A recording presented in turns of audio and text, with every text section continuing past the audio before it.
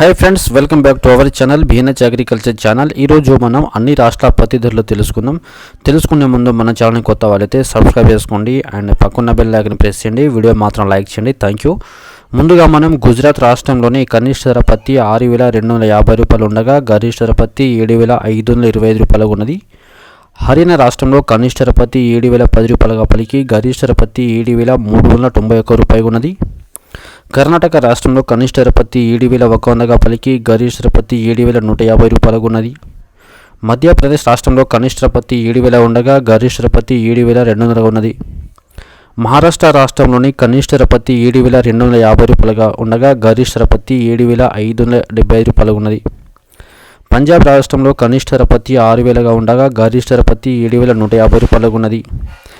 రాజస్థాన్ రాష్ట్రంలో కనిష్ట ధర పత్తి 7,000 ఉండగా గరిష్ట ధర పత్తి 7,875 రూపాయలకు ఉన్నది.